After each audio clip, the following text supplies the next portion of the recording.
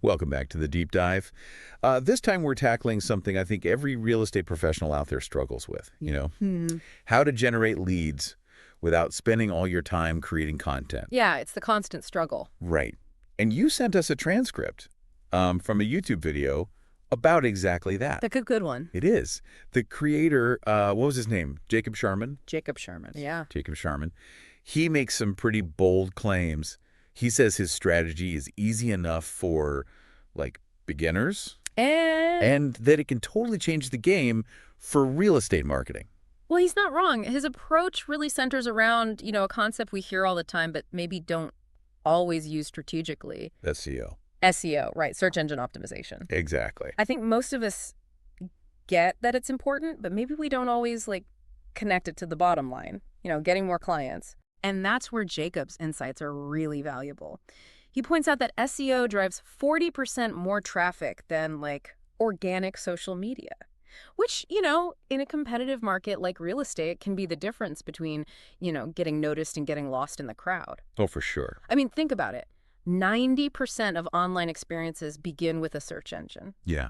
So if someone's looking to buy or sell a house in your area and you're not showing up in those search results, You're kind of out of luck. yeah, you're missing a huge opportunity. Okay, so we need to be visible online, but I feel like I'm always hearing about, new marketing trends. Why is SEO so important specifically for real estate? Because it's the best pull marketing tactic. You're not interrupting someone's Facebook feed with an ad. They'll probably just scroll right past. I hate those. Instead, you're creating valuable content that attracts people who are already actively looking for what you offer. Okay. They're searching for answers, guidance, and that's where you come in as the local expert. So it's about more than just, getting clicks. It's about building trust and credibility before a potential client even reaches out. Exactly. It's about becoming the go-to resource in your market.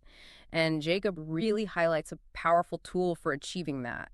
Long tail keywords. Okay, now I've heard that term before, but honestly, I get a little lost with, SEO jargon sometimes. Can you break that down for me? Sure. Think of long tail keywords as phrases of 3 or more words that are much more specific and less competitive than just broader terms. Okay. So for example, instead of targeting a general keyword like real estate agent Houston, you could focus on something more specific, like best realtor for first-time home buyers in the Heights. Right, because if I'm a first-time buyer, I'm definitely going to be searching for something that specific. I'm not just typing in real estate. Exactly. And Jacob actually gives a great tip for finding what he calls these golden nuggets of search intent. He suggests just typing your city, state, abbreviation, real estate into Google, and then scrolling down to the people also ask section.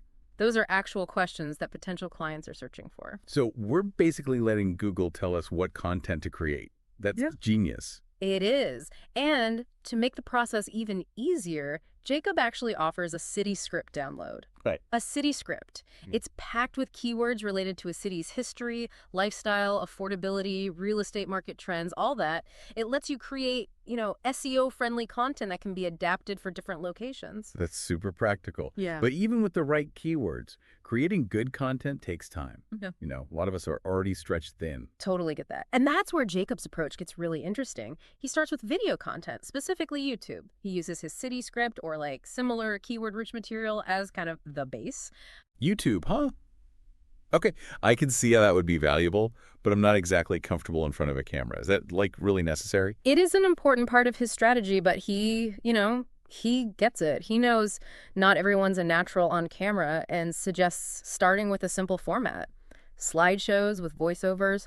You can record these easily with tools like Loom or Zoom. Oh, okay. You're still sharing valuable content, but it feels less intimidating. That's fence. So you create this, core video, but how do you make sure it actually reaches the right people, the people who are looking for it? Here's where Jacob uses the power of repurposing. And he actually utilizes AI to streamline the process. He recommends using tools like Opus Clip to, transform that initial YouTube video into shorter clips, attention-grabbing clips that are perfect for places like Instagram, TikTok, Facebook. Yeah. So instead of creating separate content for each platform, you're essentially maximizing the reach of that first video. I like it. I can see how this would save a lot of time. Exactly, and it ensures a consistent message, and brand identity across all your online channels, which is, crucial for building recognition and establishing your expertise. Okay, so we've got video content on YouTube and social media. Yeah. What's the next step in Jacob's master plan? He takes that video content and turns it into another powerful tool for, driving traffic and building authority. Mm-hmm. Blog posts. I'm guessing ChatGPT makes an appearance here. You got it. Jacob recommends taking your YouTube transcript and feeding it into ChatGPT and asking it to create an SEO-optimized blog post, complete with like an intro, conclusion, and even a call to action. Wow. So we're not just talking about a quick summary. It's a whole blog post based on the video content. Yep. And once you have that blog post, he really stresses optimizing it further by embedding the original YouTube video and including a link back to the blog in the video's description. So you're creating like a loop. You're encouraging people to engage with your content on both platforms.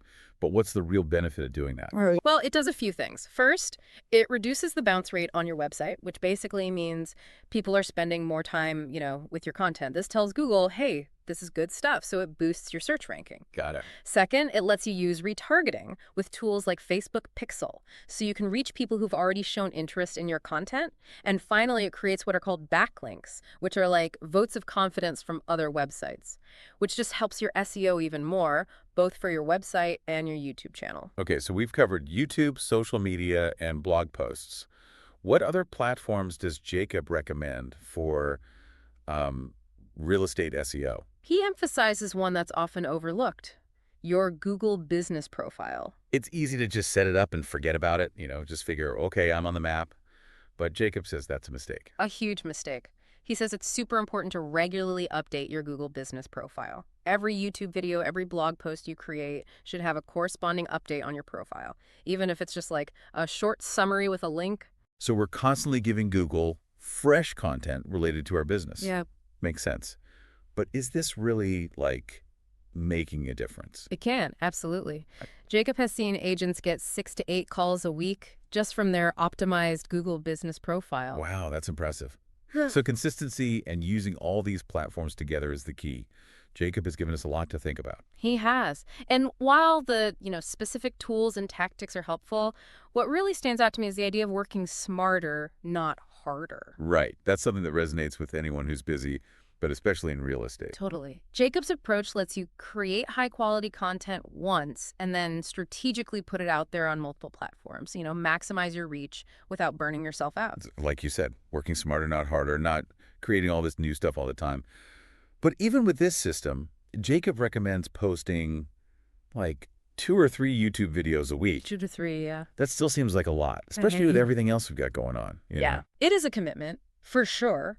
But that's where, that's where creativity comes in. Think about what, as a real estate professional, in your market, in your area, what questions do you get from clients all the time? Yeah, good point. What challenges are they facing? What are those local market trends they need to know about? Right, you could do videos about different neighborhoods, different types of property. Exactly. Or even like tips for first-time home buyers. Yeah. I mean, there's so much potential for like really good content. Stuff that goes beyond just listing properties. Totally agree. And don't be afraid to, try different formats. You could do interviews with local businesses, behind the scenes tours of properties, even like a Q&A with your followers on social media. So the key is to like find what works for you, for your audience, for your market. It is. What works in one city might not work in another, Right. It's all about testing and refining your approach.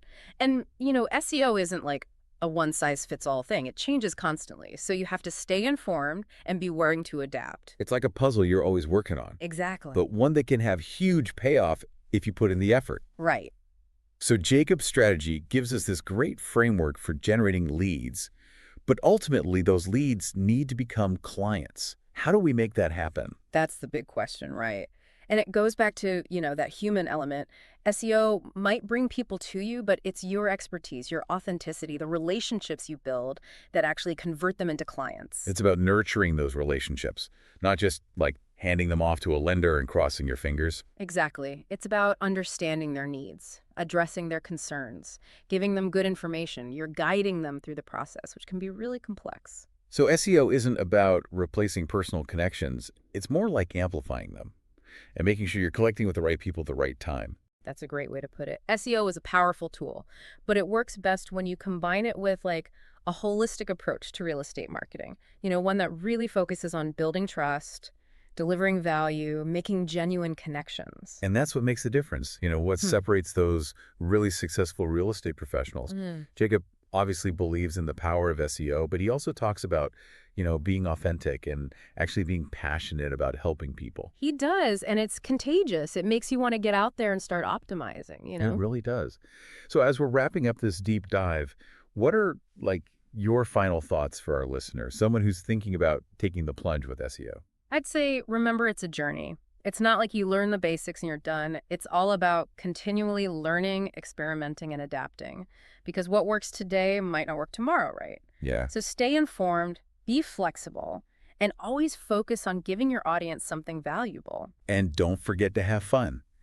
SEO can be challenging, but it can also be really rewarding, especially when you see those leads turn into clients and those clients turn into referrals. We hope this deep dive has given you some great insights and some strategies you can actually use. Absolutely. And if you're ready to go further, remember Jacob's challenge. Aim for 2 or 3 YouTube videos a week. 2 or 3, yeah. Think about what your ideal client would really want to see. What are they struggling with? What information do they need? Those are the questions that will lead you to content that not only ranks well, but also builds trust and establishes you as, that go-to expert in your market. So until next time. Happy diving. It really is all about making those connections, isn't it? Yeah, SEO might get them interested, but it's that personal touch. That's what makes people want to work with you. Like SEO is the foundation, Right. but your expertise, how you connect with people, that's what closes the deal. I like that, like building a house. Oh, yeah? You need the right tools, the materials. The blueprints, But it's the builder, their skill their experience. that brings it all together. Yeah, that's a good analogy. And what's so interesting about SEO is that it's always changing. It is. The online world's constantly evolving. That means SEO best practices are changing too. Right along with it. So we can't just learn the basics and be done. Yep. Got to stay informed, be willing to adapt. Exactly. What works today might not work tomorrow. So true. But if you stay curious, you experiment, and you always think about what your audience needs, you can stay ahead of the game. It's about being a lifelong learner, not just in real estate, but in digital marketing too. And that's what we try to do here on the Deep Dive, right? Keep you informed, give you the tools you need Absolutely. to navigate this crazy world. Keep up with the changes. So we hope you found this deep dive into real estate SEO valuable, and more importantly, that you can actually use this stuff. Yeah, that it's helpful. If you're ready to dive in, remember what Jacob said, 2 to 3 YouTube videos a week. At least. Yeah. As you're coming up with ideas, really think about your ideal client. What are their pain points? What do they need to know to make smart decisions? That's it.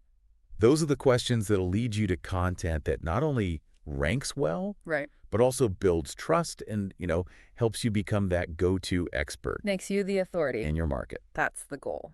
So, until next time. Happy diving.